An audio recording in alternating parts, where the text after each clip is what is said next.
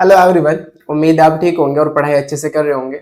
हम पढ़ रहे क्लास 12 केमिस्ट्री, चैप्टर है उपसहसंयोजक यौगिक कोऑर्डिनेशन कंपाउंड। और इस लेक्चर के अंदर हम बात करने वाले हैं मेटल और लिगैंड के बीच की बॉन्डिंग के बारे में। मेटल यानी कि जो सेंट्रल मेटल एटम है, जो केंद्रीय धातु परमाणु है, और जो लिगैंड है, इनके बीच जो बॉन्डिंग है, उस बॉन्डिंग के बारे में आज हम बात करने वाले हैं। हाँ, सबसे पहले जो मेटल और लिगैंड के बीच की बॉन्डिंग को बताया था वो वर्नर ने बताया था। इसलिए वर्नर को उपसहसंयोजक यौगिक का जनक यानी कि फादर ऑफ कोऑर्डिनेशन कंपाउंड कहा जाता है वर्नर को। अब वर्नर ने बता तो दिया था, लेकिन वर्नर बहुत सारी ऐसी बात कोऑर्डिनेशन कंपाउंड के बारे में यानी कि उपसहसंयोजक यौगिक के बारे में एक्सप्लेन नहीं कर पाए। जैसे उनकी ज्योमेट्री नहीं बता पाए, ज्यामितीय संरचना के बारे में नहीं बता पाए, चुंबकीय गुणों के बारे में नहीं बता पाए, हाइब्रिडाइजेशन संकरण के बारे में नहीं बता पाए। तो ऐसी बहुत सारी प्रॉपर्टी वर्नर एक्सप्लेन नहीं कर सके, इसलिए वो थ्योरी फेल हो गई थी। और आज हम एक नई थ्योरी की बात करेंगे। हालांकि जो मेटल और लिगैंड के बीच की जो बॉन्डिंग है उसके बारे में बहुत सारी थ्योरी दी गई है। जैसे अगर हम बात करें तो वीबीटी थ्योरी, एक हमारे पास हम नेक्स्ट थ्योरी पढ़ेंगे सीएफटी थ्योरी, एक और है एलएफटी थ्योरी यानी कि लिगैंड फील्ड थ्योरी। एक और हम पढ़ने वाले बेटा एक और थ्योरी है मॉलिक्यूलर ऑर्बिटल थ्योरी। लेकिन हमारे जो सिलेबस है इसके अंदर दो ही थ्योरी है, एक वीबीटी और एक सीएफटी, राइट। तो आज हम इस लेक्चर के अंदर कवर करेंगे वीबीटी, संयोजी बंध या संयोजी आबंध सिद्धांत, इस थ्योरी के बारे में। और ये गारंटी की बात है, अगर आपने ये पूरा लेक्चर देख लिया तो इस थ्योरी के ऊपर कभी भी आप क्वेश्चन नहीं छोड़ के आओगे, आपकी ये थ्योरी परफेक्ट हो जाएगी। ये आप मैं प्रॉमिस करता हूं कि ये थ्योरी आपको कभी भी वीक नहीं होगी अगर आपने पूरा लेक्चर अच्छे से देख लिया, राइट। तो चलिए स्टार्ट करते हैं थ्योरी के बारे में। वीबीटी थ्योरी, संयोजी बंध सिद्धांत या संयोजी आबंध सिद्धांत, इंग्लिश में बोलते हैं वैलेंस बॉन्ड थ्योरी। क्या बताती है वैलेंस बॉन्ड थ्योरी? सबसे पहले आपको पता होना चाहिए इस थ्योरी को दिया किसने। तो इस थ्योरी को पॉलिंग और स्लेटर ने दिया था, लेकिन क्रेडिट जो है वो पॉलिंग को जाता है, तो इसलिए हमने यहाँ पर पॉलिंग लिख रखा है। तो ये थ्योरी पॉलिंग ने दी थी सन 1931 में, 1931 में। और ये थ्योरी हमें बताती है उपसहसंयोजक यौगिक की ज्यामिति के बारे में, ये इलेक्ट्रॉनिक संरचना के बारे में बताती है, चुंबकीय गुण के बारे में बताती है, साथ में हमें संकरण के बारे में भी इंफॉर्मेशन देती है। तो इस थ्योरी से हम उपसहसंयोजक यौगिक के बारे में हम बात कर सके, उसकी ज्यामिति के बारे में बात कर सकते हैं, चुंबकीय गुण के बारे में बात कर सकते हैं, राइट। इन चीजों के बारे में हम इस थ्योरी के अकॉर्डिंग बात कर सकते हैं, राइट। तो आप देख सकते हो भी हो बेटा, आप देख सकते हो कि हमारे पास यह सिद्धांत पॉलिंग ने सन 1931 में दिया था। यह जटिल यौगिकों में केंद्रीय धातु आयन की इलेक्ट्रॉनिक संरचना, बंध बॉन्ड, त्रिविम ज्यामिति तथा चुंबकीय गुणों के विषय के बारे में जानकारी देता है। इस सिद्धांत की मुख्य अवधारणाएं निम्न है। कुछ इस सिद्धांत के जो पोस्टुलेट है वो निम्न है। पहला पोस्टुलेट, ध्यान से सुनना बेटा, एक एक पोस्टुलेट पर फोकस करना, क्योंकि ये theory very very most important है, एग्जाम में 100% आती है, कंपटीशन में भी आती है, तो बहुत इंपोर्टेंट थ्योरी है। इसलिए एक एक पोस्टुलेट को ध्यान से सुनना। पोस्टुलेट जितना अच्छे आपसे हो पाएंगे, कवर हो पाएंगे, उतनी अच्छे से आप एग्जाम्पल्स को भी कवर कर लोगे। पहला पोस्टुलेट कहता है कि जो मेरे पास केंद्रीय धातु परमाणु होगा, यानी कि जो सेंट्रल मेटल एटम होगा, वो लिगैंड को खाली कक्षक प्रोवाइड कराएगा, खाली कक्षक देगा। ध्यान सुनना बेटा बात को, मैं क्या कह रहा हूं? मैं कह रहा हूं जो लिगैंड है वो केंद्रीय धातु परमाणु को खाली कक्षक देता है। कितने खाली कक्षक देता है? हाँ, उतने ही खाली कक्षक देगा जितनी केंद्रीय धातु परमाणु की उपसह संयोजन संख्या होगी। अगर उसकी उपसह संयोजन संख्या 4 हुई तो केंद्रीय धातु परमाणु 4 खाली कक्षक देगा। अगर उसकी उपसह संयोजन संख्या 2 हुई तो केंद्रीय धातु परमाणु 2 खाली कक्षक देगा। अगर उसकी उपसह संयोजन संख्या 5 हुई तो केंद्रीय धातु परमाणु 5 खाली कक्षक देगा। अगर केंद्रीय धातु परमाणु की उपसह संयोजन संख्या 6 हुई तो फिर क्या होगा? केंद्रीय धातु परमाणु 6 खाली कक्षक देगा, राइट। अब उपसह संयोजन संख्या क्या है? तो इस चैप्टर के अंदर हमने बात कर रखी है उपसह संयोजन संख्या के बारे में, आप सर्च भी कर सकते हैं। तो आप देख सकते हो, हालांकि हमें उम्मीद है कि आपको ये बात पता होगी, क्योंकि जब आप ये थ्योरी पढ़ रहे होंगे तो इससे पहले जो आपने चैप्टर में जो प्लेलिस्ट है उसके अकॉर्डिंग आप पढ़ते आ रहे होंगे, तो आपको सारी बातें पता होगी उपसह संयोजन संख्या के बारे में। फिर भी अगर हम बात करें तो उपसहसंयोजन संख्या क्या होती है कि जो लिगैंड होता है वो केंद्रीय धातु परमाणु को इलेक्ट्रॉन युग्म देता है। तो जितने वो इलेक्ट्रॉन युग्म डोनेट करता है लिगैंड, एक लिगैंड जितने भी लिगैंड होंगे वो केंद्रीय धातु परमाणु को जितने लोन पे डोनेट कर रहे होंगे और उसके साथ उपसहसंयोजक बंध बना रहे होंगे, तो वह उपसहसंयोजक बंधों की संख्या ही उसकी क्या कहलाती है, उपसहसंयोजन संख्या कहलाती है। राइट बेटा, तो चलिए देखते हैं, पहला पोस्टुलेट देखते हैं। प्रत्येक केंद्रीय परमाणु अथवा आयन में उपसहसंयोजन संख्या के बराबर कक्षक रिक्त रहते हैं। उपसहसंयोजन संख्या के बराबर कक्षक रिक्त रहते हैं। इन खाली कक्षकों में लिगैंड द्वारा दिए गए इलेक्ट्रॉन का समायोजन होता है। यानी कि इन खाली कक्षक के अंदर जो इलेक्ट्रॉन है वो किसके जाएंगे, जो लिगैंड डोनेट करेगा। लिगैंड के द्वारा जो इलेक्ट्रॉन दिए जाएंगे वो इन खाली कक्षक के अंदर जाएंगे। देखेंगे इन सारी बातों को। लिगैंड का एक दाता परमाणु एक इलेक्ट्रॉन युग्म प्रदान करता है। जो लिगैंड का एक दाता परमाणु होगा वो एक इलेक्ट्रॉन युग्म डोनेट करेगा। मान लीजिए मेरे पास ये एक मेटल है Fe और इसका ये एक खाली कक्षक है। इस तरीके से ले लेते हैं, ये इसका एक खाली कक्षक है। अब मेरे पास ये लिगैंड है, इसका एक खाली कक्षक है। अब इस खाली कक्षक के अंदर है लोन पेयर। अब ये अपना लोन पेयर बेटा इस खाली कक्षक के अंदर डोनेट करेगा, मतलब इन कक्षकों की होगी ओवरलैपिंग। इन कक्षकों की क्या होगी बेटा, ओवरलैपिंग। और जब इन कक्षकों की ओवरलैपिंग होगी तो ध्यान से देखना, इस तरीके से ओवरलैपिंग होगी। चलो मैं इस तरीके से दिखा देता हूं, ऐसे करके दिखा देता हूं। मेरे पास ये मेटल है और ये मेरे पास इसका एक कक्षक है, खाली है बेटा। ये मेरे पास लिगैंड है और इसके अंदर हमारे पास एक लोन। अब इनकी ओवरलैपिंग हो रही है। इनकी क्या हो रही है बेटा, ओवरलैपिंग। तो ओवरलैपिंग में हमें कुछ इस तरीके से हम दिखा देते हैं, इस तरीके से। ये अब यहाँ इनके बीच क्या होगी, ओवरलैपिंग। और ओवरलैपिंग के द्वारा जो बॉन्ड बनते हैं, ये लिगैंड है और ये मेरा पास मेटल है। लिगैंड यहाँ पर ओवरलैपिंग के द्वारा जो बॉन्ड बनेगा उसी बॉन्ड को हम क्या नाम देंगे, उपसहसंयोजक पद। क्या नाम देंगे बेटा, उपसहसंयोजक पद। हाँ, कोऑर्डिनेशन बॉन्ड, कोऑर्डिनेट बॉन्ड, क्या नाम देंगे, उपसहसंयोजक बंध, जिसे हम बोलते हैं कोऑर्डिनेट बॉन्ड। Coordinate bond. एक और नाम कहते हैं इसको हम डेटिव बॉन्ड। डेटिव बॉन्ड भी बोलते हैं बेटा इसको। क्या बोलते हैं, डेटिव बॉन्ड। डेटिव बॉन्ड भी कह देते हैं। तो हमारे पास क्या होगा, यहां पर जो मेरे पास केंद्र धातु परमाणु है उसका खाली कक्षक होगा, जो लिगैंड है उसके अंदर लोन पेयर होगा। तो ये कक्षक और ये वाला जो खाली कक्षक है वो ओवरलैपिंग करेंगे। ओवरलैपिंग करने से क्या होगा, ओवरलैपिंग करने से क्या होगा, इनके बीच बॉन्डिंग होगी और इसी बॉन्ड को हम क्या बोलते हैं बेटा, उपसहसंयोजक बंध, या फिर कौन सा बंध, डेटिव बंध।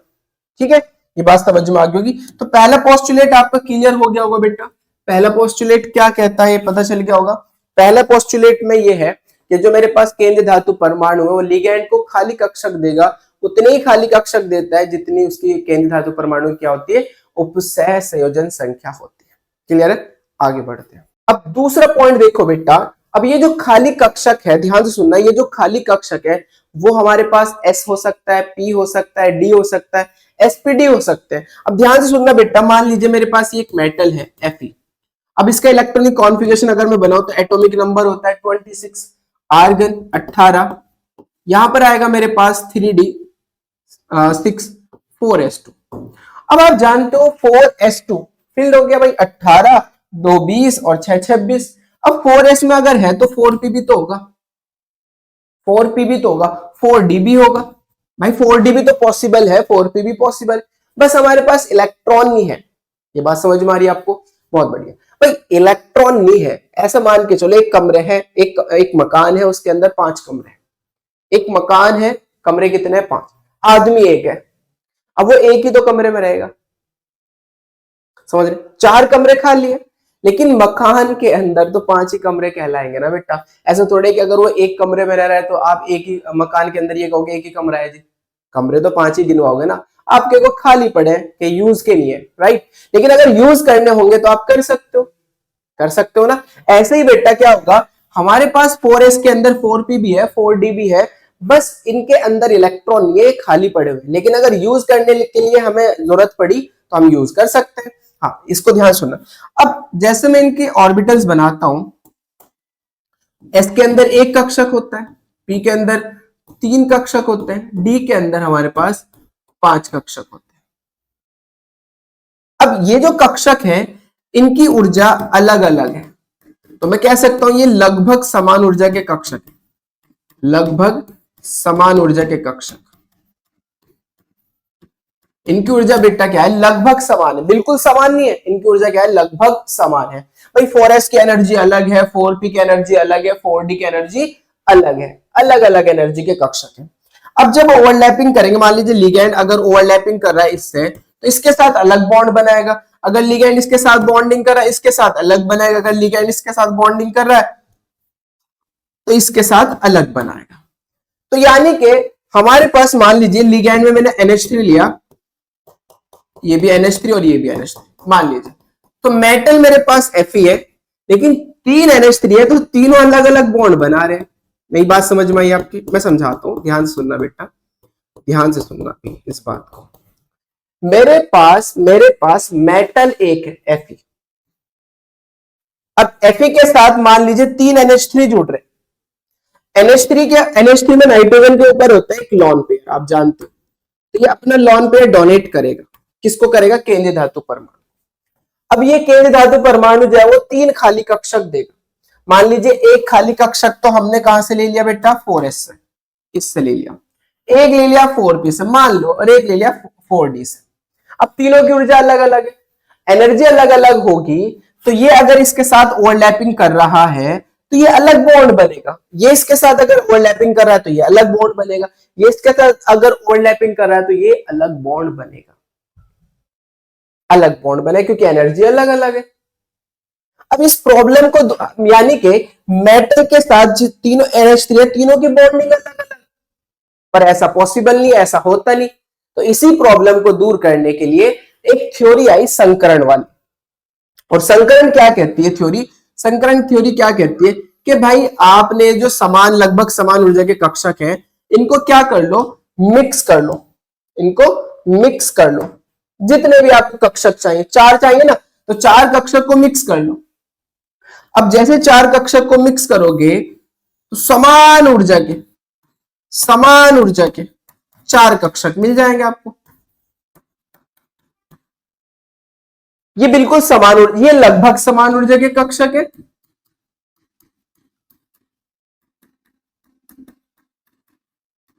और ये मेरे पास बिल्कुल समान ऊर्जा कक्षक है। मतलब मैंने इनको आपस में मिक्स करा, मिक्स करने के बाद जितने भी कक्षक मुझे खाली चाहिए उतने खाली कक्षक को हम मिक्स कर देंगे आपस में, और मिक्स करने के बाद हमारे पास जितने कक्षक मिक्स करे उतने ही कक्षक हमें समान ऊर्जा के मिल जाएंगे। मान लीजिए अगर इसकी एनर्जी ज्यादा है तो इसकी जो ज्यादा एनर्जी है वो इसके साथ मिक्स कर देंगे, तो सारे की एनर्जी क्या हो जाएगी, बैलेंस हो जाएगी। भाई जिसकी ज्यादा है वो इसे ट्रांसफर कर देगा, इसे ट्रांसफर करेगा तो ये भी इसके बैलेंस पे आ जाएगा, तो सबकी एनर्जी क्या हो जाएगी बेटा, समान हो जाएगी। अब ये समान ऊर्जा कक्षक होंगे। अब जब ये समान ऊर्जा कक्षक होंगे तो ध्यान से सुनो, अब NH3 चाहे इसके साथ बॉन्डिंग करे, चाहे इसके साथ करे, चाहे इसके साथ करे, चाहे इसके साथ करे, बॉन्ड एक ही बना है, क्योंकि सारे कक्षों की ऊर्जा क्या है, समान है, राइट। एक बात, दूसरी बात, ये जो कक्षक है ना, चारों के चारों कक्षक जो है, अब ये प्योर S और प्योर P और प्योर D नहीं रहे, ये तो प्योर D है, ये प्योर P है और ये प्योर S है। अब तो हमने मिक्स कर दिया, तो मिक्स जैसे मिक्स करोगे वैसे कक्षक बन जाएंगे। मान लीजिए आपने एक S का लिया और 2 P के लिए मान लीजिए, और एक D का लिया मान लो, तो अब मैं इसको क्या कहूंगा, sp2d कह दूंगा, फॉर एग्जाम्पल बात चल रही है। इसे भी मैं क्या कह दूंगा बेटा, ये भी sp2d, ये भी sp2d और ये भी sp2d। अब ये ना S रहा, ना P रहा, ना ये D रहा, बल्कि जितना आपने कक्षक को मिक्स करा वही आ गया। तो हमने sp2d मिक्स करा, तो sp2d sp2d sp2d, ये सारे sp2d के कक्षक हो जाएंगे। दूसरी बात, ये जो कक्षक होंगे इनकी निश्चित पोजीशन होगी, डायरेक्शन होगी मतलब इन कक्षकों की, और चूंकि इनकी डायरेक्शन कक्ष होगी इसलिए इनकी ज्योमेट्री होगी, ज्यामिति होगी। तो याद रखना बेटा, संकरण के अकॉर्डिंग ही हम क्या बताएंगे, उसकी ज्यामितीय संरचना बताएंगे। तो ये बात आपको समझनी थी। दूसरा पॉइंट क्या कहता है, ध्यान सुन लो। दूसरा पॉइंट क्या कहता है, केंद्रीय धातु परमाणु या आयन के ये खाली कक्षक, ये जो केंद्रीय धातु परमाणु आयन के खाली कक्षक है, कौन कौन से हो सकते हैं, एस हो सकता है, पी हो सकता है, डी हो सकता है। ये संकृत होकर, संकृत का मतलब मैंने बता दिया, आपने मिक्स करा और मिक्स करने के बाद जो समान ऊर्जा के कक्षक मिले इनको हम संकृत कक्षक बोलते हैं। यानी कि जो चार कक्षक हमें मिले थे ना समान ऊर्जा के, ये चारों के चारों कक्षक क्या कहलाते हैं, संकृत कक्षक कहलाते हैं। तो संकृत होकर समान संख्या में जितने आप कक्षक लोगे उतने ही समान ऊर्जा के कक्षक मिलेंगे। समान संख्या में समान ऊर्जा के नए संकृत कक्षक देते हैं। इन संकृत कक्षकों की निश्चित ज्यामिति होती है भाई, इनकी डायरेक्शन फिक्स होगी और अगर डायरेक्शन फिक्स होगी तो इनकी ज्योमेट्री भी फिक्स होगी। ज्योमेट्री भी क्या होगी, फिक्स होगी। यानी कि जो ज्यामिति है, जो ज्योमेट्री है वो किसके बेसिस पे बताएंगे हम, संकरण के बेसिस पे बताएंगे। और वही चीज मैं अब आपको समझा, ये बहुत इंपॉर्टेंट बात है बेटा। दूसरा पॉइंट ध्यान से सुनना, बहुत अच्छे से ध्यान से। मैं यहां पर बात कर रहा हूं समन्वय संख्या, समन्वय संख्या जिसे बोलते हैं कोऑर्डिनेशन नंबर, शॉर्ट फॉर्म में सीएन बोलते हैं, कोऑर्डिनेशन नंबर, समन्वय संख्या। यहां पर हम बात करेंगे बेटा संकरण की, कि मेरे पास संकरण क्या है, और यहां पर बात करेंगे हम ज्यामितीय समावयवता की, ज्यामिति की, ज्योमेट्री की। चेक करो, अगर मेरे पास कोऑर्डिनेशन नंबर 2 हुई, कोऑर्डिनेशन नंबर कितने बेटा, 2। ध्यान से सुनो, कोऑर्डिनेशन नंबर अगर 2 हुई, इसका मतलब जानते हो, कोऑर्डिनेशन नंबर अगर 2 हुआ, कोऑर्डिनेशन का मतलब ये हुआ, ध्यान सुनना, मान लीजिए मेरे पास ए जी सी एन का होल ट्वाइस, ये है मेरे पास एक कॉम्प्लेक्स। अब यहां पर ध्यान सुनो, एक सीएन एक लॉन पेयर डोनेट करता है, तो ऐसे सीएन कितने, 2, तो 2 सीएन 2 लॉन पेयर डोनेट करेंगे, और ये जो 2 लॉन पेयर डोनेट करेंगे 2 उपसंयोजक बंध बनेंगे। तो ये जो नंबर है यहां पर, ये वाला नंबर, इसको समझो बेटा, मेरे पास ए जी सी एन का होल ट्वाइस ये। अब एक सीएन जो होता है वो एक सेंट्रल मेटल एटम के साथ उपसंयोजक बंध बनाता है। ऐसे सीएन कितने, 2, तो इसलिए 2 सीएन हमारे पास 2 उपसंयोजक बंध बनाएंगे। और ये जो 2 उपसंयोजक बंध है एक्चुअल में यही कोऑर्डिनेशन नंबर है। और कितना कोऑर्डिनेशन नंबर होगा, जितना उपसंयोजक बंध हो। तो अगर कोऑर्डिनेशन नंबर 2 है तो फिर केंद्रीय धातु परमाणु 2 खाली कक्षक देगा ना। मैंने यही तो कहा था आपको पहला पॉइंट में, कि जो केंद्रीय धातु परमाणु होता है वो उतने ही खाली कक्षक देता है जितनी उसकी उपसंयोजन संख्या होती है, कोऑर्डिनेशन नंबर होती है। और यहाँ पर उपसंयोजन संख्या अगर आप देखो तो कितनी है बेटा, इसकी 2 है। तो इसलिए जो एजी है, जो सिल्वर है, वो कितने खाली कक्षक देगा, 2 खाली कक्षक देगा। अब ये जो 2 खाली कक्षक है इनकी ऊर्जा क्या होनी चाहिए, समान होनी चाहिए। इसलिए हम इन दोनों कक्षक को आपस में क्या करेंगे, मिक्स करेंगे। और ये दोनों कक्षक कौन से होंगे बेटा, एक एस होगा और एक पी होगा, क्योंकि स्टार्टिंग से चलेंगे ना, तो पहले एस आता है फिर पी आता है, इस तरीके से। तो मैं कह रहा हूं कि अगर कोऑर्डिनेशन नंबर 2 हुई तो फिर संकरण क्या आएगा बेटा, एसपी आएगा। एक एस का मिक्स होगा और एक हमारा पी का मिक्स होगा, संकरण क्या आने वाला है, एसपी। और अगर संकरण एसपी आया तो इसकी जो ज्योमेट्री होगी वो होगी रेखीय, लीनियर होगी। फिर इसकी ज्योमेट्री लीनियर कैसा होगा, मान लीजिए मेरा ए मेटल है, एक लिगैंड है और एक लिगैंड है, इस तरीके से होगी। बस ऐसे क्या दिखाओ, बस ऐसे दिखा दो, इस तरीके से होगी, एरो लगाने की जरूरत नहीं है, बस ऐसे दिखा दो। ये लीनियर, बिल्कुल समझ रहे हो बात को, लीनियर होगा। अगर हमारे पास 3 हुआ बेटा कोऑर्डिनेशन नंबर, कितना हुआ कोऑर्डिनेशन नंबर, 3 हुआ, तो अब 3 खाली कक्षक देगा। और अगर ये 3 खाली कक्षक देगा तो एक एस का होगा और 2 पी के होंगे, तो फिर संकरण होगा sp2। ज्योमेट्री क्या होगी, त्रिभुज हो जाएगी, त्रिभुज, ट्राइगोनल, इस तरीके से। भाई ट्राइगोनल जानते हो ना, हाँ, यहाँ पर एक मेटल यहाँ हो जाएगा, लिगेंड एक यहाँ, एक लिगेंड यहाँ, एक लिगेंड यहाँ, इस तरीके से त्रिभुज बन जाएगा ये रहा। फिर त्रिभुज होगी। खासकर अब आपको ध्यान देना है 4 और 6 पर, 4 और 6 पे खास के ध्यान देना। अब अगर कोऑर्डिनेशन नंबर 4 हुई तो 4 खाली कक्षक ये प्रोवाइड कराएगा केंद्रीय धातु परमाणु। अगर कोऑर्डिनेशन नंबर कितनी हुई 4, किस तरीके का आप कंपाउंड्स देख सकते हो, ऐसे देख सकते हो CuNH3 का होल 4, इस तरीके से देख सकते हो, NiCl4 देख सकते हो बेटा, NiCN4, ये तो बहुत सारे आपको कंपाउंड्स मिल जाएंगे जिनमें कोऑर्डिनेशन नंबर 4 होती है। ध्यान से देख रहे हो ना, ये कोऑर्डिनेशन नंबर 4, कोऑर्डिनेशन नंबर 4। तो अगर कोऑर्डिनेशन नंबर 4 हुई, यहां ध्यान देने वाली बात है बहुत, यहां ध्यान देने वाली बात, अगर कोऑर्डिनेशन नंबर 4 हुई बेटा तो दो पॉसिबिलिटी है, दो संभावनाएं हैं। पहली संभावना क्या है कि संकरण जो है हमारा वो sp3 हो सकता है, एक s और 3p, एक s और 3p। और अगर संकरण sp3 हुआ तो फिर इसकी जो ज्योमेट्री होगी वो होगी चतुष्फलकीय। ध्यान से सुनना बेटा, टेट्राहेड्रल, टेट्राहेड्रल, क्योंकि क्वेश्चन में यही आता है टेट्राहेड्रल। कैसे होती है टेट्राहेड्रल स्ट्रक्चर? मान लीजिए ए मेरा मेटल है, एक लिगेंड ऊपर होगा, एक लिगेंड ऐसे होगा, एक नीचे और एक ऐसे, ये टेट्राहेड्रल ज्योमेट्री ये होगी। कब ऐसा होगा बेटा? जब हाइब्रिडाइजेशन क्या होने वाला है, sp3। जब हाइब्रिडाइजेशन sp3 होगा तो फिर स्ट्रक्चर ज्योमेट्री क्या बनेगी, चतुष्फलकीय टेट्राहेड्रल।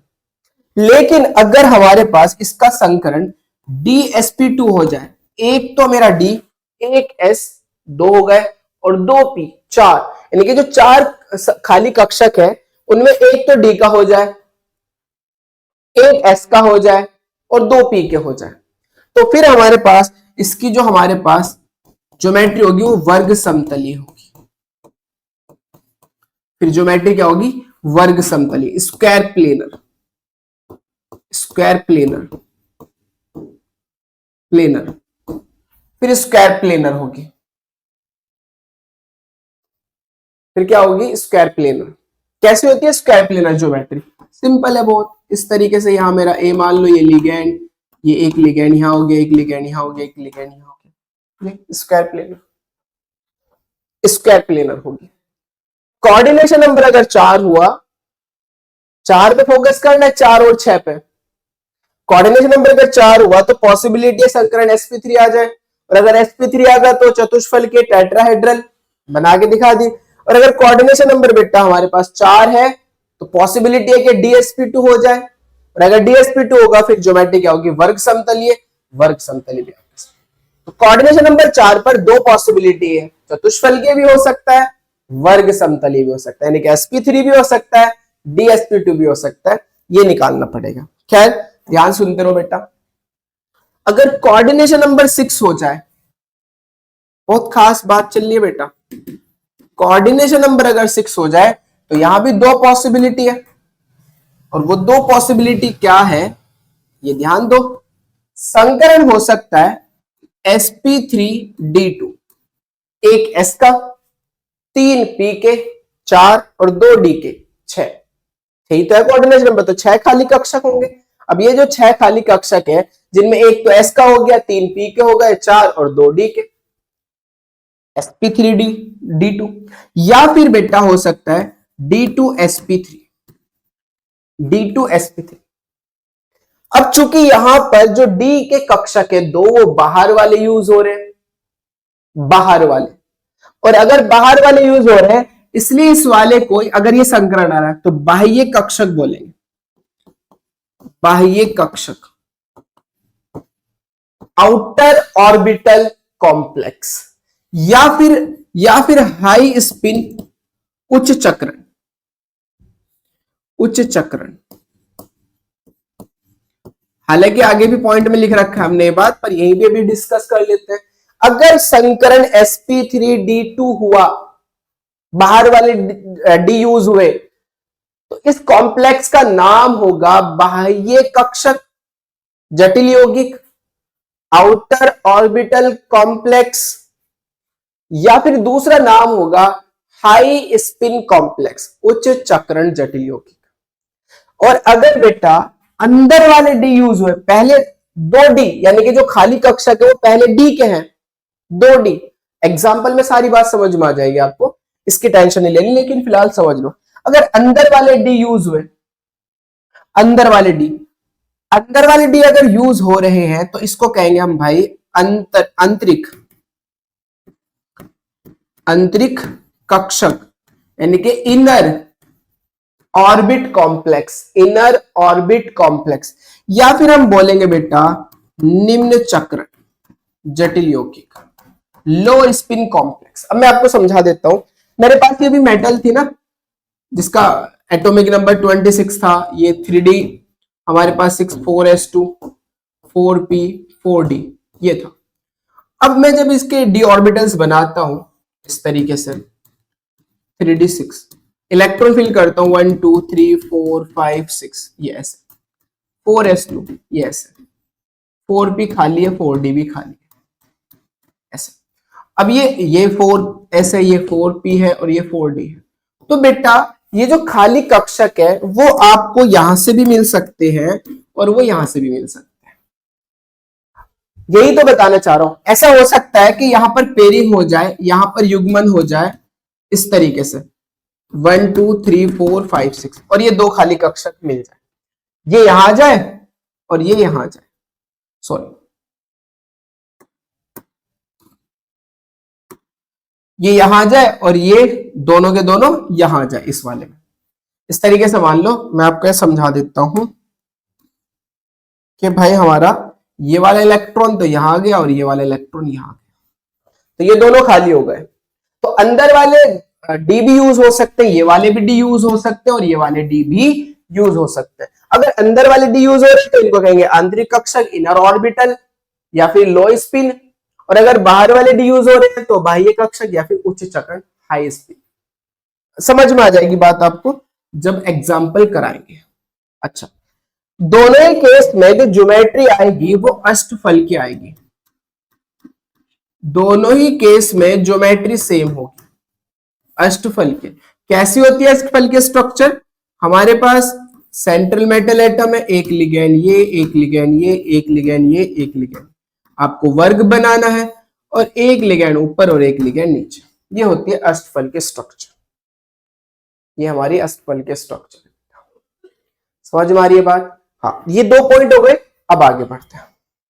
उम्मीद है कि दोनों पॉइंट आपको समझ में आ गए होंगे। खासकर आपको दूसरा पॉइंट आना चाहिए क्योंकि जो ज्योमेट्री है, जो संकरण है वो वहीं से खेलेगा खेल। साथ में आपको ये पता हो कि कौन सा निम्न चक्रण है, कौन सा उच्च चक्रण है, यानी कि कौन सा आंतरिक कक्षक है, कौन सा बाह्य कक्षक है। अगर बाहर वाले डी यूज हो रहे हैं तो बाह्य कक्षक, अगर अंदर वाले डी यूज हो रहे हैं तो आंतरिक कक्षक। खैर, तीसरा पॉइंट ध्यान से सुनो बेटा। केंद्रीय धातु परमाणु आयन के संकरण में भाग लेने वाले डी कक्षक अंदर के n-1 डी अंदर के या बाह्य nd कक्षक हो सकते हैं। अभी हमने देखा था ना 3d 4d, तो ये जो 4d है तो n है और ये जो 3d है एक कम है ना, तो ये n-1 है। तो n-1 d भी हो सकते हैं और n भी हो सकते हैं, nd भी हो सकते हैं। यही कहा गया कि जो केंद्र धातु परमाणु आयन के जो संकरण में भाग लेने वाले डी कक्षक है वो अंदर के भी हो सकते हैं, n-1 d भी हो सकते हैं और बाहर के भी हो सकते हैं, nd भी हो सकते हैं। फिर इसी पॉइंट को आगे एक्सप्लेन जो मैंने पहले कर दिया उसमें बताया गया है, ध्यान सुनो। अंदर वाले डी कक्षक का प्रयोग करने वाले, अगर हम अंदर वाले डी कक्षक का यूज कर रहे हैं तो अंदर वाले डी कक्षक का प्रयोग करने वाले जटिल यौगिक में अयुग्मित इलेक्ट्रॉनों की संख्या कम होती है। मैंने कहा था ना, अगर अंदर वाले डी यूज हो रहे हैं, मान लीजिए, ध्यान से सुनना बेटा, ये वाले डी यूज हो रहे थे, ये 3d6 था ना, ये 3d6 था। अब इसमें अयुग्मित इलेक्ट्रॉन कितने हैं? 4, लेकिन अंदर वाले डी यूज हो रहे हैं तो इनका युग्मन हो जाएगा। खाली करने पड़ेंगे ना, क्या करने पड़ेंगे बेटा? खाली। और जब आप खाली करोगे तो भाई क्या करना होगा? ये वाला इलेक्ट्रॉन यहां भेजना होगा, ये वाला यहां भेजना होगा। और जैसे आप ऐसा करते हो, ये तो 2 है ही, ये वाला यहां आ गया तो ये भी 2 हो गए, ये वाला यहां आ गया ये भी 2 हो गए। अब मुझे बताओ, इसमें तो अयुग्मित इलेक्ट्रॉन 4 है और इसमें अयुग्मित इलेक्ट्रॉन कितना है? 0। अयुग्मित इलेक्ट्रॉन 0 है। अब चक्रण अयुग्मित इलेक्ट्रॉन के कारण ही तो होता है। आपने पढ़ा होगा ना चक्रण क्वांटम संख्या +12 +12 -12 दोनों में से एक वैल्यू हो सकती है। अब यहां देखो, एक की डायरेक्शन ऊपर को, दूसरे की डायरेक्शन नीचे को, तो एक के लिए +12 दूसरे के लिए -12, +12 और -12 0, चक्रण 0। यहां देखो बेटा, यहां +12 +12 +12 +12 जुड़ जाएगी सबकी। तो यहां हाई चक्रण है, यहां लो चक्रण है। मतलब जैसे आप अंदर वाले डी यूज करते हो तो इन अयुग्मित इलेक्ट्रॉन का युग्मन हो जाता है, जुड़ जाते हैं, पेयरिंग हो जाती है, और पेयरिंग होने से इनका चक्रण कम हो जाता है। इसलिए इसको हम क्या बोलने वाले हैं बेटा, इसलिए इसको हम क्या बोलने वाले हैं, भीतरी कक्षक या निम्न चक्रण जटिल यौगिक। भीतरी कक्षक या निम्न चक्रण जटिल यौगिक। और अगर हमारे पास, ध्यान से सुन लो बेटा, अच्छे से समझ में आ जाएगी बात, और जब एग्जाम्पल लेंगे तब तो परफेक्ट समझ में आ ही जाएगी।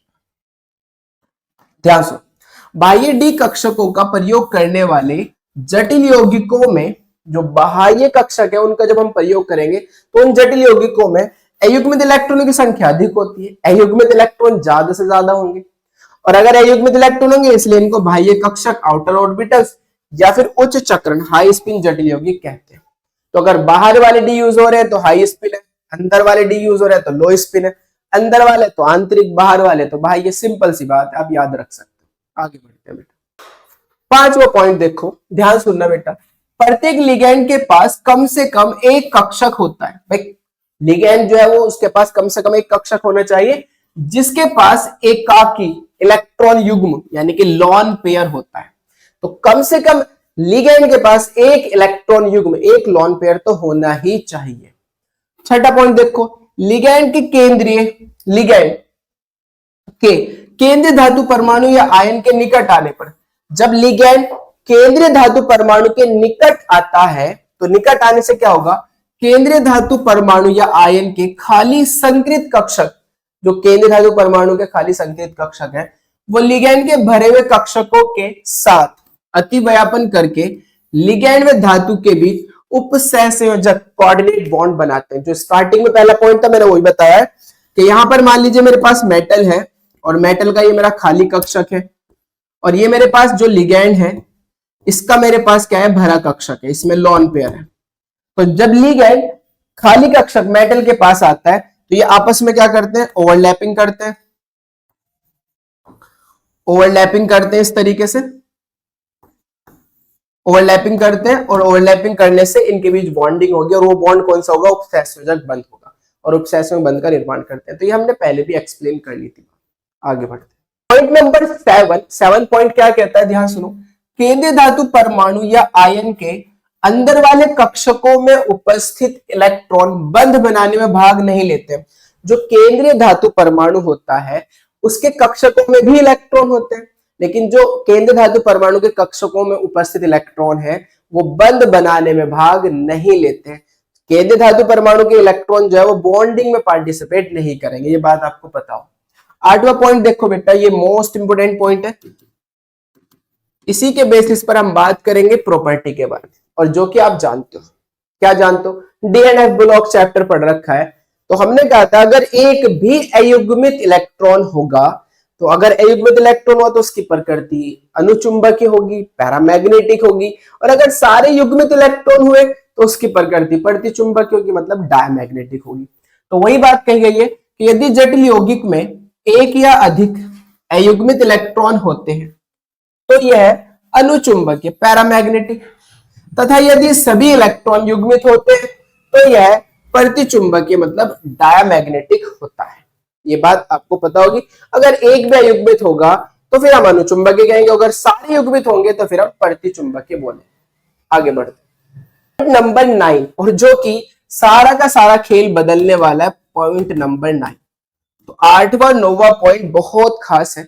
9वां पॉइंट तो सारा खेल बदलेगा 9वें पॉइंट से, और हर एक चीज जो बदलेगी वो 9वें पॉइंट से ही बदलेगी।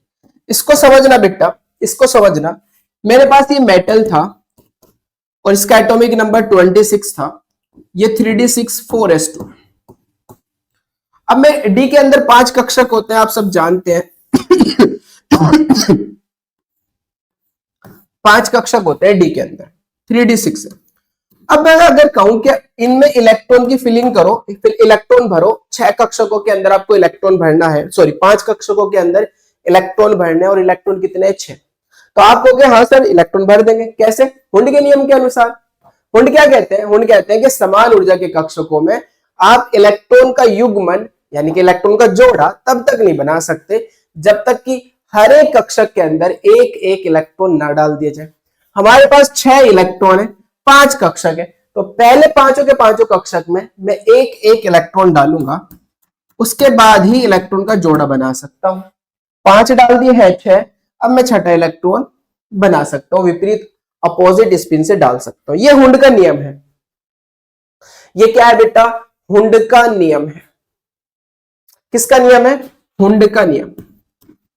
हुंड का नियम आपसे आता हो, हुंड का नियम आना चाहिए, नहीं आता है तो आप पढ़ सकते हो, 5-6 मिनट का लेक्चर है, आप पढ़ सकते हो हुंड का नियम, कोई बड़ी बात नहीं, डाल लेना विजन इंस्टीट्यूट हुंड्स नियम, हुंड्स लॉ विजन इंस्टीट्यूट। खैर आगे बढ़ते हैं। हुंड क्या कहते हैं समझ में आ गया होगा कि आप क्या करते हो, प्रत्येक कक्षक के अंदर इलेक्ट्रॉन का युग्मन आप तब तक नहीं कर सकते जब तक प्रत्येक कक्षक के अंदर एक एक इलेक्ट्रॉन ना डाल दिया जाए, जैसा कि मैंने भरा। अब यहां पर जो खेल होगा वो होगा लिगैंड का, और लिगैंड पॉलिंग ने लिगैंड की जो नेचर है वो 2 प्रकार की रखी। कितने प्रकार की? 2 प्रकार की। इन्होंने कहा लिगैंड 2 प्रकार के होंगे भाई, एक प्रबल लिगैंड और एक दुर्बल लिगैंड, बात खत्म। प्रबल लिगैंड और एक दुर्बल लिगैंड, भाई बस ये पॉइंट समझ जाओ, काम बन जाएगा। दुर्बल लिगैंड, जो हमारे पास लिगैंड है, पॉलिंग ने कहा जो लिगैंड है बेटा वो 2 प्रकार की नेचर रखते हैं। कितने प्रकार की? 2 प्रकार की, एक प्रबल लिगैंड और एक दुर्बल लिगैंड। अब कैसे पता करें कि प्रबल लिगैंड है या फिर दुर्बल लिगैंड, ये बात कैसे समझ में आए? हाँ बहुत आसान है। पहले आप मुझे बताइए लिगैंड होते कौन है? लिगैंड वही तो है जो सेंट्रल मेटल एटम को इलेक्ट्रॉन युग्म डोनेट करते हो, जो केंद्रीय धातु परमाणु को इलेक्ट्रॉन युग्म त्यागते हैं, उसी को तो हम लिगैंड बोल रहे हैं। जल्दी बोलो भाई, लिगैंड की डेफिनेशन क्या आती है? जो केंद्रीय धातु परमाणु के साथ उपसहसंयोजक बंध बनाता है, लिगैंड कहलाता है। यानी कि लिगैंड केंद्रीय धातु परमाणु को इलेक्ट्रॉन युग्म त्यागता है। क्या ये बात समझ में आ रही है आपको? बहुत अच्छे। अब ध्यान से सुनो बेटा, ये लिगैंड जितनी आसानी से केंद्रीय धातु परमाणु को इलेक्ट्रॉन युग्म त्याग देगा, जितनी आसानी से लिगैंड केंद्रीय धातु परमाणु को इलेक्ट्रॉन युग्म त्याग देगा, उतना स्ट्रॉन्ग बॉन्ड बना लेगा। बॉन्डिंग आसान कब होगी? जब इलेक्ट्रॉन का त्यागना आसान होगा। और जितनी आसानी से कोई लिगैंड इलेक्ट्रॉन त्याग देगा वो उतना ही प्रबल लिगैंड होगा। यानी कि मेटल और लिगैंड के बीच बॉन्डिंग होनी है। बॉन्डिंग के लिए जो पार्टिसिपेट है वो इलेक्ट्रॉन कौन कर रहा है? लिगैंड कर रहा है। लिगैंड केंद्रीय धातु परमाणु को इलेक्ट्रॉन त्यागेगा, जितनी आसानी से त्याग देगा उतना जल्दी बॉन्ड बन जाएगा, जितनी मुश्किल से त्यागेगा बॉन्ड उतना मुश्किल से बनेगा। समझ रहे हो? और ये जो लिगैंड है केंद्रीय धातु परमाणु को जब ये इलेक्ट्रॉन त्याग रहा है तो जितनी आसानी से त्याग देगा उतना प्रबल लिगैंड ये कहलाएगा। यानी कि लिगैंड की प्रबलता इस बात पर डिपेंड करेगी, इस बात पर निर्भर करेगी कि कितनी आसानी से वो इलेक्ट्रॉन युग्म को त्याग रहा है, कितनी आसानी से वो इलेक्ट्रॉन युग्म को त्याग रहा है। यानी कि वो जो डोनर एटम है, वो जो दाता परमाणु है, उसकी डोनर क्षमता क्या है? इलेक्ट्रॉन त्यागने की प्रवृत्ति क्या है? ज्यादा है या कम है? आसानी से इलेक्ट्रॉन त्याग सकता है या फिर मुश्किल से इलेक्ट्रॉन त्यागता है? तो यही चीज देखते हैं, ध्यान से सुनना बेटा। अगर ये बात समझ में आ गई आपको तो फिर आपको प्रबल लिगैंड और दुर्बल लिगैंड के बारे में समझ में आ जाएगी बात। मेरे पास है कार्बन, मेरे पास है नाइट्रोजन, मेरे पास है ऑक्सीजन, और फिर आप ले सकते हो हैलोजन। हैलोजन में फ्लोरीन ले लो फिलहाल। फ्लोरीन के अंदर मैं यहां पर बात कर रहा हूं बेटा हैलोजन की बात हो रही है। अब फ्लोरीन भी आ गया, क्लोरीन आ गया, ब्रोमीन आ गया, आयोडीन आ गया, सब आ गए। मैं हम फ्लोरीन की बात करें। अब ध्यान से सुनना, इन सभी के ऊपर एक लॉन पेयर है, इसके ऊपर भी लॉन पेयर है, इसके ऊपर भी लॉन पेयर है। इसके ऊपर भी लॉन पेयर और इसके ऊपर भी लॉन पेयर। इन सभी को केंद्रीय धातु परमाणु को इलेक्ट्रॉन युग्म त्यागना है, इसे भी त्यागना है, इसे भी त्यागना है, इसे भी त्यागना और इसे भी त्यागना। जो जितनी आसानी से इलेक्ट्रॉन युग्म त्याग देगा वो उतना ही प्रबल लिगैंड होगा। अब ध्यान से सुनना, इलेक्ट्रॉन त्यागेगा कौन? आसानी से इलेक्ट्रॉन त्यागेगा कौन? जिसकी विद्युत ऋणात्मकता कम होगी। क्या कम होगी बेटा? विद्युत ऋणात्मकता। के सर ये क्या वर्ड है भैया? इसके बिना तो कुछ भी नहीं है। बहुत इंपॉर्टेंट है। विद्युत ऋणात्मकता क्या होती है? साजिक इलेक्ट्रॉन को अपनी ओर खींचने की क्षमता, इलेक्ट्रॉन को अपनी ओर खींचने की क्षमता, वो विद्युत ऋणात्मकता है। क्या कह रहा हूं मैं? इलेक्ट्रॉन को अपनी ओर खींचने की क्षमता, वो विद्युत ऋणात्मकता किसकी ज्यादा होती है बेटा? पॉन Cl Br कार्बन हाइड्रोजन। ये हमारे पास घटता क्रम, घटता क्रम किसका घटता क्रम है? विद्युत ऋणात्मकता का। हालांकि ऑर्गेनिक के अंदर जो ये 2-3 लेक्चर रह रहे हैं, इसके बाद हम ऑर्गेनिक पढ़ने वाले हैं और उसके अंदर विद्युत ऋणात्मकता का रोल सबसे ज्यादा होगा, वो देखेंगे हम।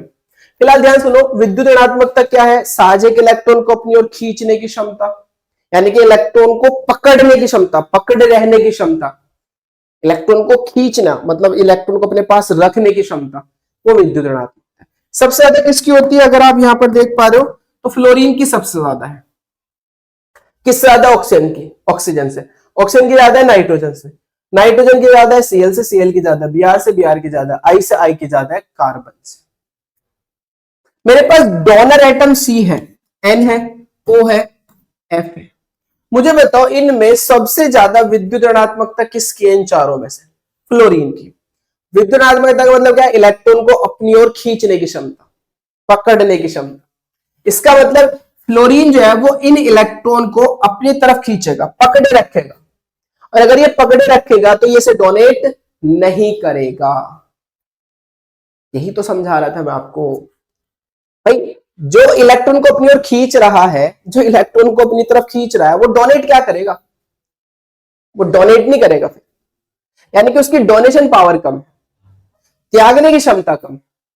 और अगर त्यागने की क्षमता कम है तो फिर ये मेटल के साथ बॉन्डिंग अच्छी नहीं करेगा, अच्छा बॉन्ड नहीं बनाएगा, क्योंकि आराम से नहीं त्याग पा रहा ना। इन सब में सबसे कम विद्युत ऋणात्मकता किसकी अगर देखा जाए तो कार्बन की। कार्बन की विद्युत ऋणात्मकता कम है तो पकड़ने की, इलेक्ट्रॉन को पकड़ने की क्षमता कम है, आसानी से डोनेट कर देगा। पकड़ने की क्षमता कम है ना, आसानी से कर देगा, ले जा। और अगर ये आसानी से डोनेट करेगा तो फिर स्ट्रॉन्ग बॉन्ड बना लेगा, और अगर ये स्ट्रॉन्ग बॉन्ड बना लेगा तो फिर स्ट्रॉन्ग लिगैंड होगा, परबल लिगैंड होगा। तो इसका मतलब कार्बन जो डोनर है वो उसकी डोनर क्षमता ज्यादा है नाइट्रोजन से, ये नोट कर लेना। नाइट्रोजन की ज्यादा होगी ऑक्सीजन डोनर से, ये नोट कर लेना बेटा। ऑक्सीजन डोनर से, और ऑक्सीजन डोनर की ज्यादा होगी हेलोजन डोनर से। हेलोजन ले लेते हैं, एक्स ले लेते हैं। एक्स में हमारे पास सब आ जाएंगे, FCl Br वगैरह, एक्स डोनर से। ये अब यहां पर एक बात ध्यान रख लो, स्टार्टिंग के दोनों परबल लिगैंड है। कैसे लिगैंड है बेटा? परबल लिगैंड। और बाद के दोनों दुर्बल लिगैंड मानते हैं, दुर्बल लिगैंड मानते हैं, बाद के दोनों दुर्बल लिगैंड मानते हैं। इसको नोट कर लेना। अब मैं आपको दिखा देता हूं, इसको भी नोट कर लेना अच्छे से। अब मैं आपको दिखा देता हूं, पहले पॉइंट पढ़ लेते हैं उसके बाद नोट करते हैं। जटिल यौगिकों के निर्माण में हुंड के अधिकतम बहुलता नियम का पालन होता है। जब जटिल यौगिक का निर्माण होगा, जब जटिल यौगिक का निर्माण होगा, यहां से सुनो बेटा, जब जटिल यौगिक का निर्माण होगा तो इलेक्ट्रॉन का जो युग्मन होगा वो हुंड के नियम के अनुसार होगा। लेकिन अगर परबल लिगैंड हुआ, कैसा लिगैंड? परबल लिगैंड हुआ, तो फिर इलेक्ट्रॉन का युग्मन हुंड के नियम के विपरीत होगा। हुंड क्या कहते हैं कि आप हर एक कक्षक में पहले एक एक इलेक्ट्रॉन डालो, उसके बाद इलेक्ट्रॉन का युग्मन होगा। लेकिन अगर लिगैंड परबल हुआ, लिगैंड अगर परबल हुआ तो फिर इलेक्ट्रॉन का युग्मन हुंड के नियम के विपरीत होगा। फिर आपको एक एक इलेक्ट्रॉन डालने की जरूरत नहीं, बल्कि पेयरिंग करते हुए चलना है। फिर पेयरिंग करते हुए चलना है। कब चलना है पेयरिंग करते हुए? जब मेरे पास लिगैंड परबल हो।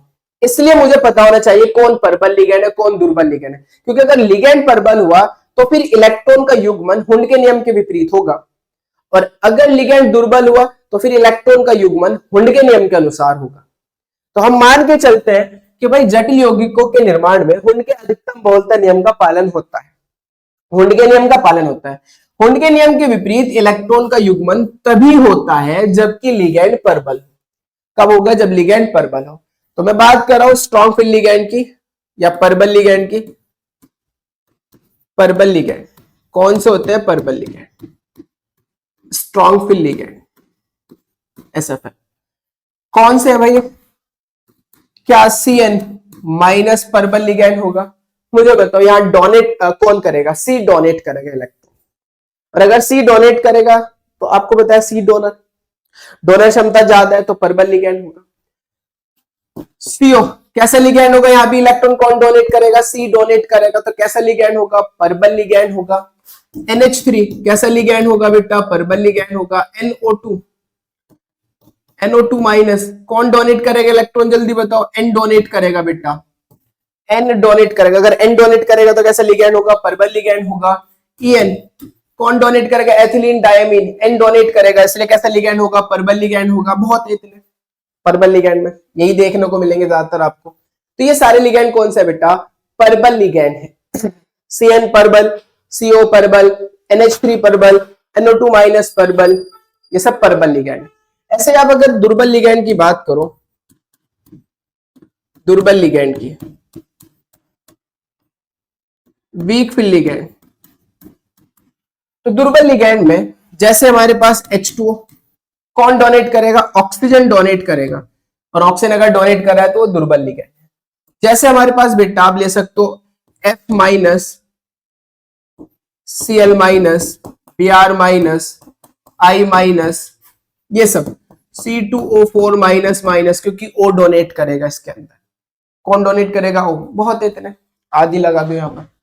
तो ये ऊपर वाले स्ट्रॉन्ग फील्ड लिगैंड है और नीचे वाले हमारे पास वीक फील्ड लिगैंड है। अगर मेरे पास नीचे वाले लिगैंड हुए तो इलेक्ट्रॉन का युग्मन हुंड के नियम के अनुसार होगा, और अगर ऊपर वाले हुए तो फिर इलेक्ट्रॉन का युग्मन हुंड के नियम के विपरीत होगा, फिर पेयरिंग होती चलेगी।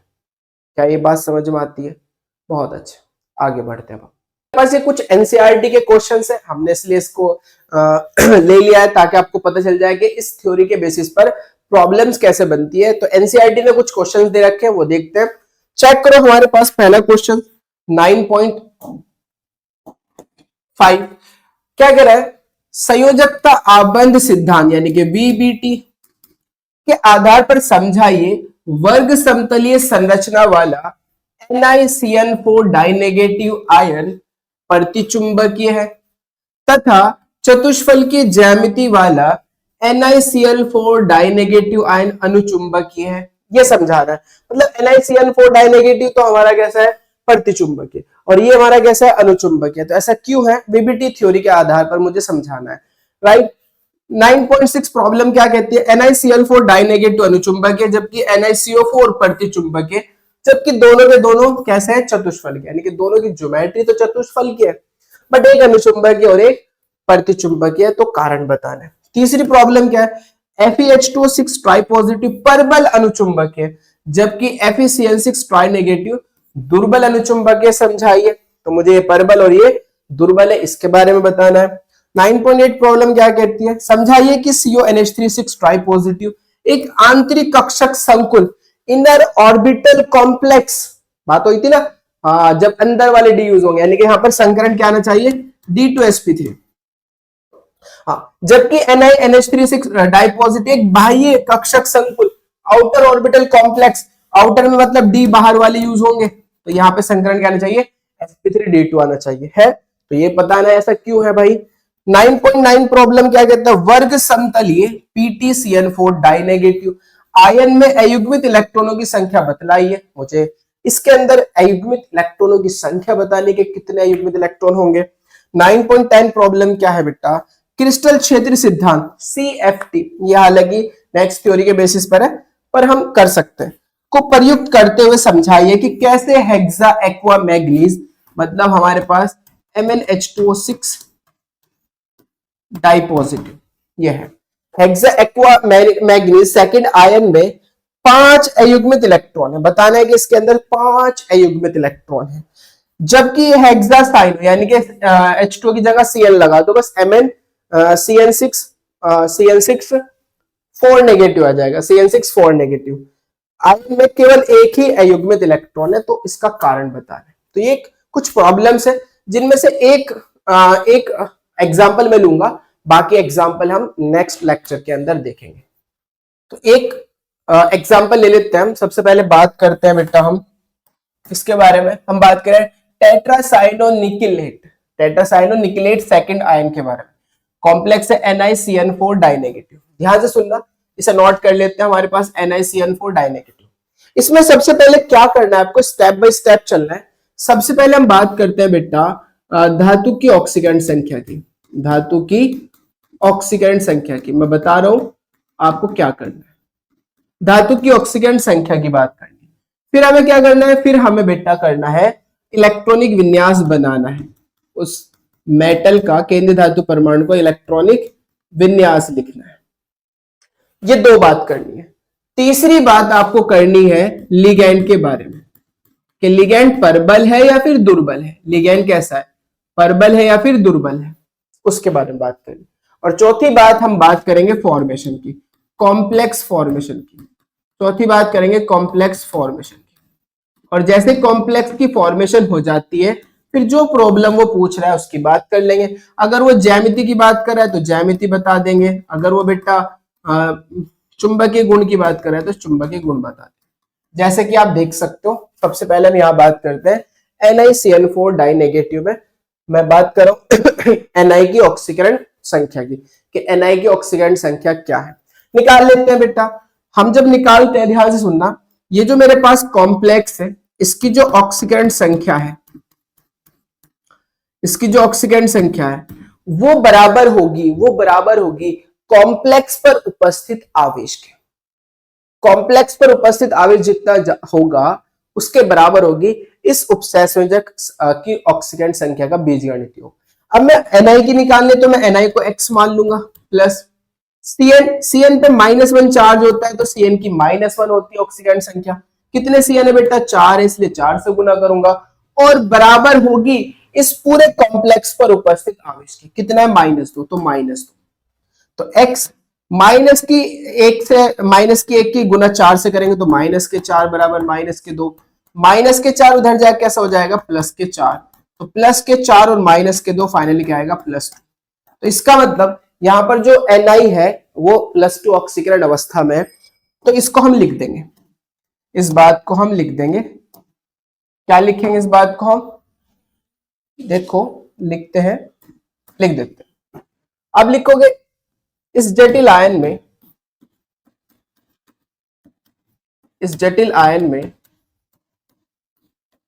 Ni यानी कि जो निकिल है Ni +2 ऑक्सीकरण अवस्था में,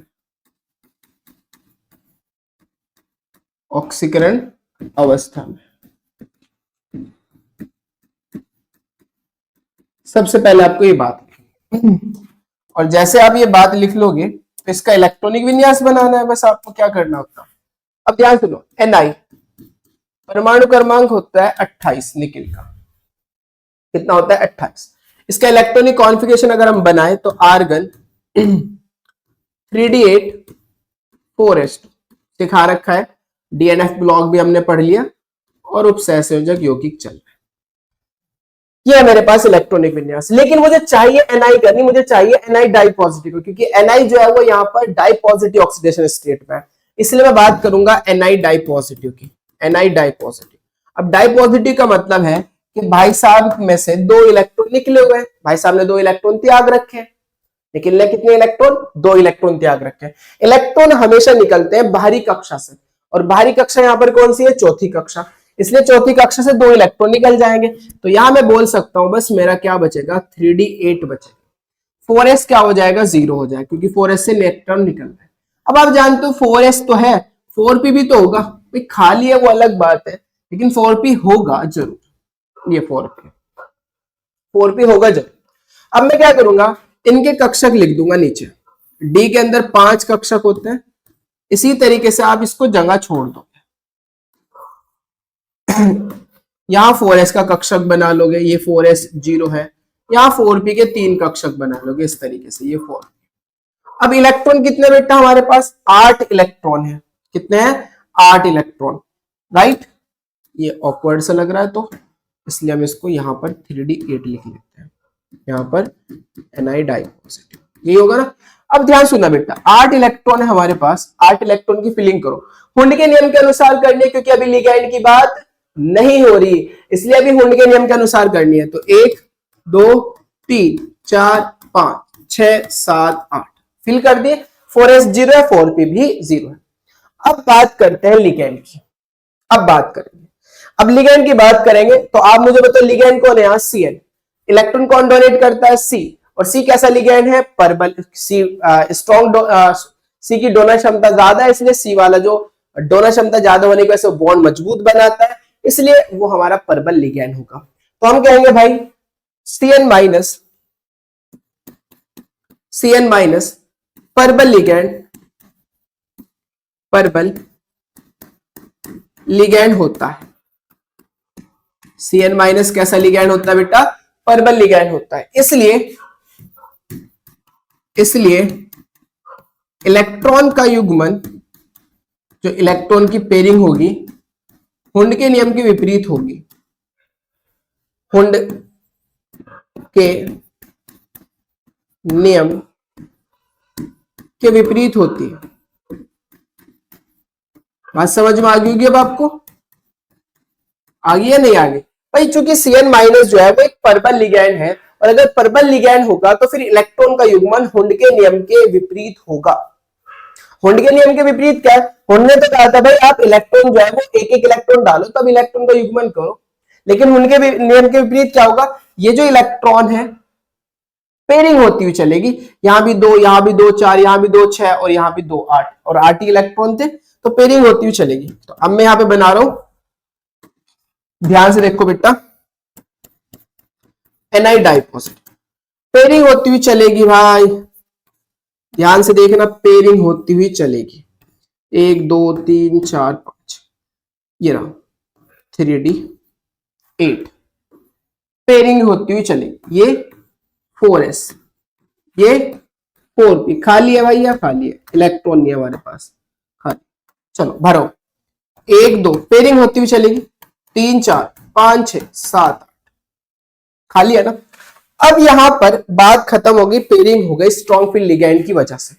अब ध्यान से सुनने वाली बात यह है कि जो केंद्रीय धातु परमाणु होता है वो खाली कक्षक देता है। कितने खाली कक्षक देता है, जितनी उसकी उपसंयोजन संख्या होती है। उपसंयोजन संख्या गौर करो कितनी है भाई, उपसंयोजन संख्या साफ साफ दिख रही होगी आपको, 4 है। और अगर 4 है तो 4 खाली कक्षक देगा, तो वो जो 4 खाली कक्षक वो समान ऊर्जा के होने चाहिए। तो 4 खाली कक्षक लेते हैं भाई, यहां से 4 खाली कक्षक लेते हैं। एक तो ये रहा डी का, खाली है ना, खाली है भाई। एक हमने ले लिया एस का, ये भी खाली है। 2 और चाहिए, तो 2 हम किसके लेंगे बेटा, पी के, ये 4p है, 2 लेंगे 4p के। ये तो अब हमने क्या करा, इनको आपस में मिक्स करा और बिल्कुल समान ऊर्जा के 4 कक्षक बना लिए। समान ऊर्जा के कितने, 4 कक्षक बना लिए, जिस कारण यहां पर जो संकरण आया वो हमारा DsP2 आया। संकरण क्या है, एक डी का है, एक एस का है, 2 पी के, तो DsP2 संकरण, DsP2 संकरण। अब मैं बात कर रहा हूं यहां पर मैं बात कर रहा हूं यहां पर, ध्यान सुनना, NiCN4 डाइनेगेटिव आयन का निर्माण।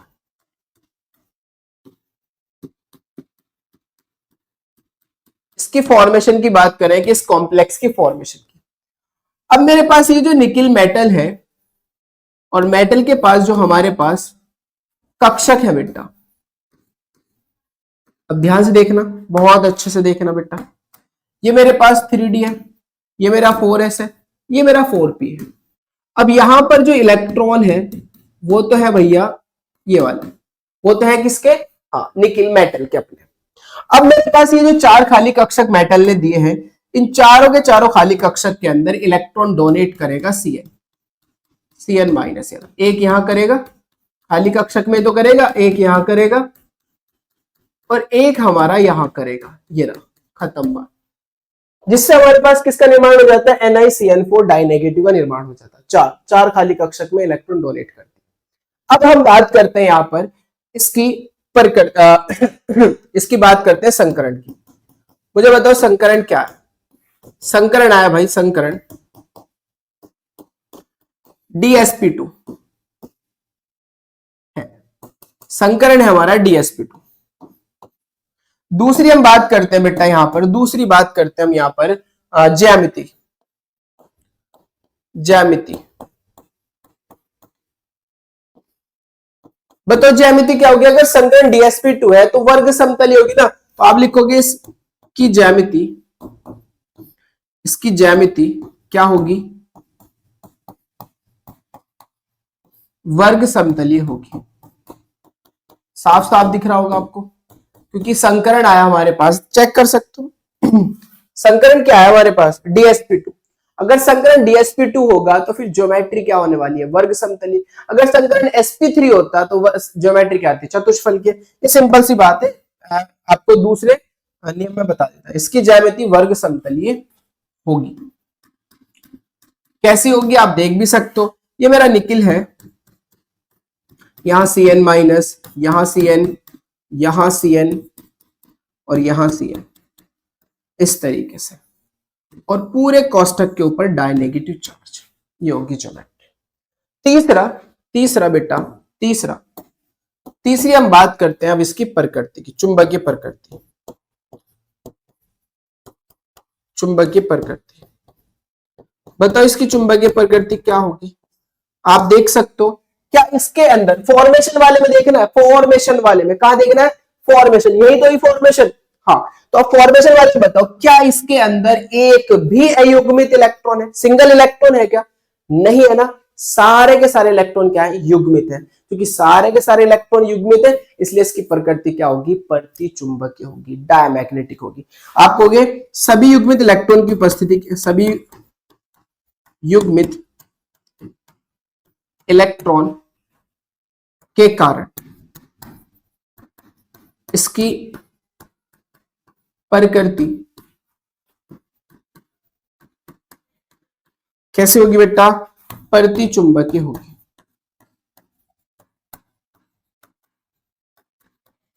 प्रतिचुंबकीय होगी। आ गई बात समझ में? इसकी प्रकृति क्या होगी? प्रतिचुंबकीय होगी। तो इस तरीके से बताना है कि हमारे पास ये जो NiCN4 डाइनेगेटिव या अनुचुंबकीय या प्रतिचुंबकीय, तो आपने देखा ये क्या है? प्रतिचुंबकीय। एक भी इसके अंदर युग्मित इलेक्ट्रॉन नहीं है, इसलिए इसकी प्रकृति क्या है? प्रतिचुंबकीय। आई होप कि आपको लेक्चर समझ में आया होगा।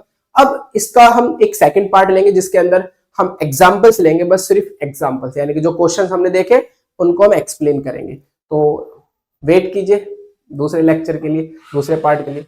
पढ़ते रहिए, मेहनत करते रहिए। Thank you for watching.